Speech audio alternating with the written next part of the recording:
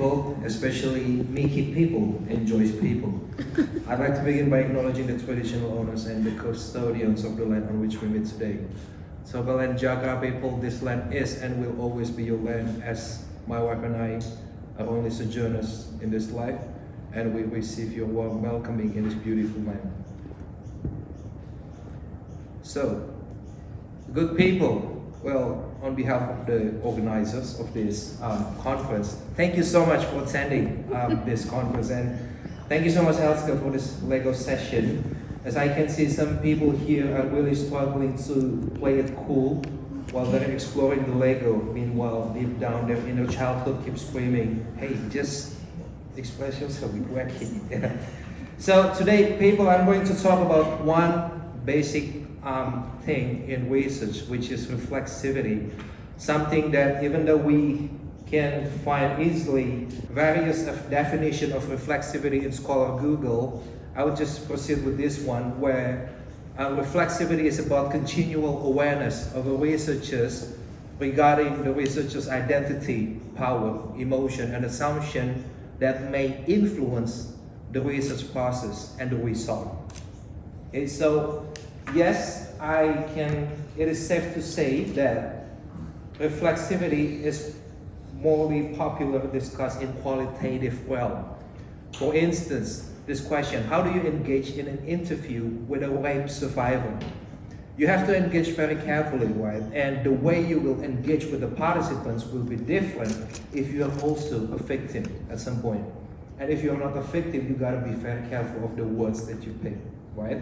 That's in qualitative. The thing is, qualitative, it's really subjective. It influences the result, how you want to interpret the data. But then, after the qualitative, reflexivity turns to the quantitative realm. So that's why this is one of the examples. How do you culturally measure happiness? Because in collectivist countries, in collectivist culture, happiness involves interdependence. When I can be with my family, that means happiness. While in individualist culture, happiness means autonomy. If I can be independent, that means happiness. While in some 43 countries, happiness means to practice religion in a safe way. So yeah, it's really context dependent, right? So yeah, it's the quantitative part. Now, what I'm going to share, what's the problem then with reflexivity? It's that reflexivity remains underexplored in mixed method research because of the methodological tensions between this qualitative and quantitative. One is really subjective and one is really objective, heavily reliant on the data, the numbers, the scale that you use. And so what's so important about this? Well, because reflexivity influences the clarity, quality, and how evidence is justified in knowledge production, especially when a topic is engaged with a more complex method like mixed method research. Because what's actually getting mixed up in this approach is not merely the method, but the paradigms, how we see and justify what is truth. I argue that the rare discussion of intersection of mixed method research and reflexivity needs to be addressed mainly because the potential mixed method research in bringing complex, comprehensive, and multifaceted representative findings.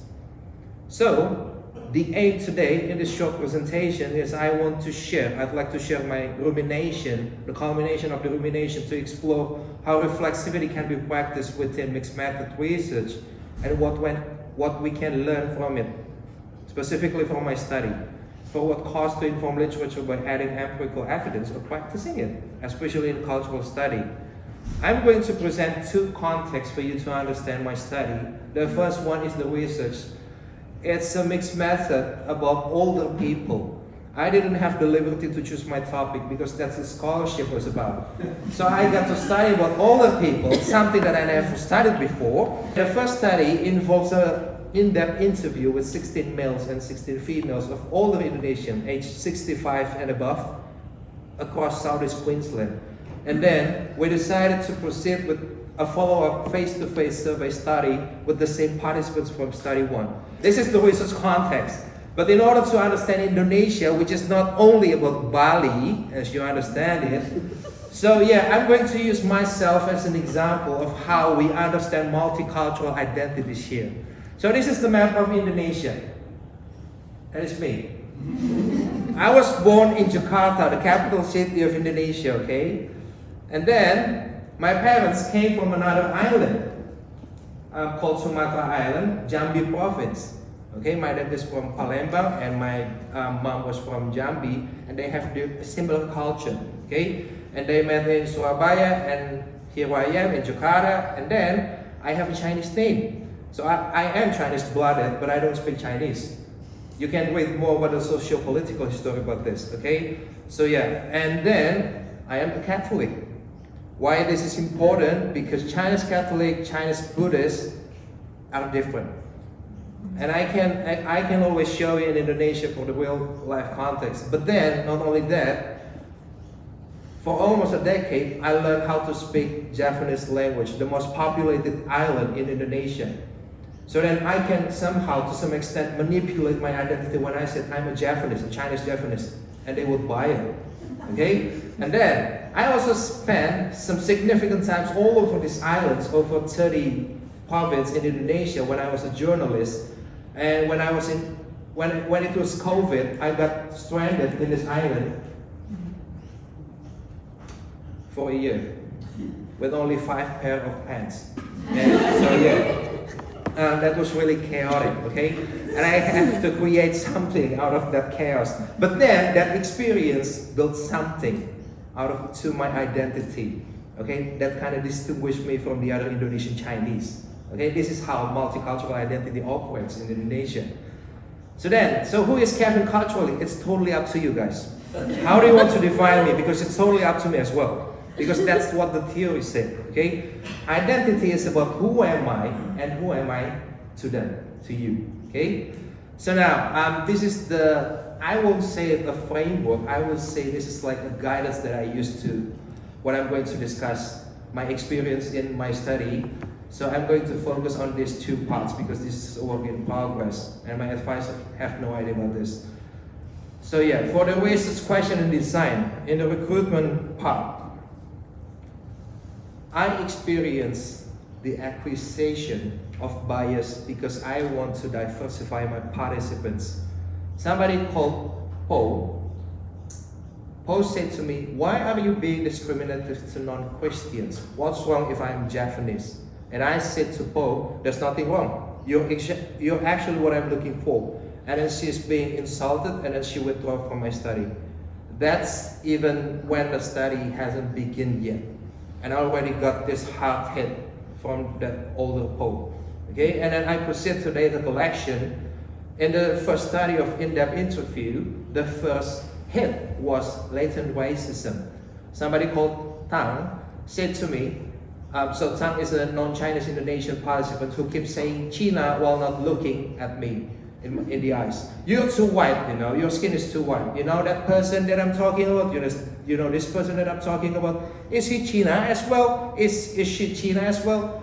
You see, using China is really important, contextually important for Indonesian, because this term was actually abolished a decade ago to avoid any negative social-political association to that. So that's why we're using Tiongkok and Tionghoa to refer to Chinese people and the China as a country itself. So yeah, the second hit during the interview is how I negotiate my positionality as the researcher between an outsider and insider. How do I decide whether I'm an insider even though I'm also Indonesian? It's not up to me. So as an outsider, because of the different cultural background, somebody called Ina said to me, well, as a true Indonesian like me, which somehow signifies that I'm not true Indonesian because I have the Chinese blood, and then somebody called Hans said, you Chinese Catholics think differently than us. So Hans is a Chinese Protestant. So we're still Christian, but of course we have a contrasting view according to Hans. And then there's somebody called Sam. So Sam has a totally different cultural background with me, but then Sam considered me as an insider because of a shared victimhood. Because Christians and Sam's cultural group once was the victim from the same perpetrators. So Sam used the word they, her, us, you and I. my group and your group, Kevin. So that's the second hit. But now I'd like to proceed with the biggest hit that I got just in survey. What's surprising about this hit is because I'm working with survey. It's only numbers, right? Do you agree? Do you disagree? Do you totally agree or not? It should be simple, okay? But then it wasn't until somebody called Anjay said to me, your survey reminds me of that anti-Chinese pogrom. Pondering the question, who am I really? Am I Indonesian, Kevin? What do you think? I cannot answer that. And it makes me ruminate of that questions for 1 week. So yeah, what's the 3 chaoses that I can discuss? The discomforts described above were not methodological errors, but data themselves, revealing how knowledge emerges through vulnerability and interaction. Mixed method reflexivity must therefore address effective entanglement, acknowledging that numbers, like narratives, are mediated by history. If it is inevitable, the question is, how do we embrace it, right? Oh, I forget to press. Now the second one, positionality. It had never seemed consistent through data collection. The status as insider or outsider was conditional and bound to their perspectives.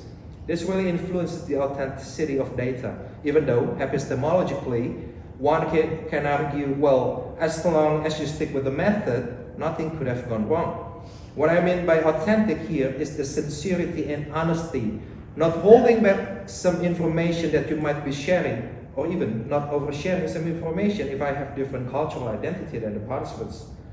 That's why while we can be always mindful about wearing the researcher's hat, it's never up to us how they want to see us. Next. Many interview sessions that I had carried traces of collective sorrow. What we call as uncomfortable reflexivity captures the commitment to remain with discomfort rather than to eliminate it. I mean, I'm researching about cultural identity, so what did I expect anyway?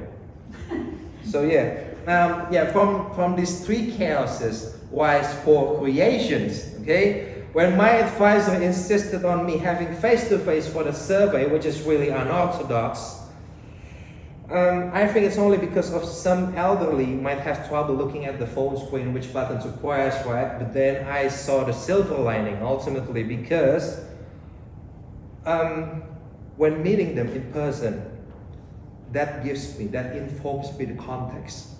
Okay, so what Anjay shared to me, I can consider it as the whole information for his qualitative or quantitative data. Something that I cannot just get from the interview or just by the numbers. And can I treat it not as a data because that's not what my methodological said so? I don't think so. I think we can do it only in mixed method research. So yeah, reflexivity is a continuous practice that we should execute not only during the data collection, but throughout the whole research process. And then, the epistemology of emotion. I argue that emotion, at least in my research and Anjay's case, serve as a legitimate epistemic resource because it enables researchers to interpret not only participants' work, but also their socio-historical context. And then, the future of representation. So a couple months ago, I had a discussion after a joint conference here at UCAS, well that's St. Lucy's, with somebody called Professor Collingwood, that is me and that is Professor Collingwood, a cross-cultural psychologist from New Zealand. And then when I get to discuss my research personally with Colin said, Kevin, I think you should focus on the Indonesian Chinese. And then I said, why? I don't want to do it. And then Colin said, yeah, well, because it will bring something useful for the Indonesian Chinese. And I said, I want to represent the whole Indonesians. And she said, who are they? I cannot answer it. After 3 decades living in Indonesia, I cannot say who is the true Indonesian because nobody can. Okay, so yeah, then, am I? Yes. Okay, so yeah, okay. Consequently, my fluidity as the researcher complicates representation. And yeah, for the last one, ethics of representation. That's why I disclose it. When we're doing research involving trauma, we must balance responsibility to participants and to the integrity of memory while avoiding manipulation of data to support personal agenda. So after all, I argue that mixed method research can employ reflexivity. It is just up to you and your conscience how do you want to execute it. Thank you.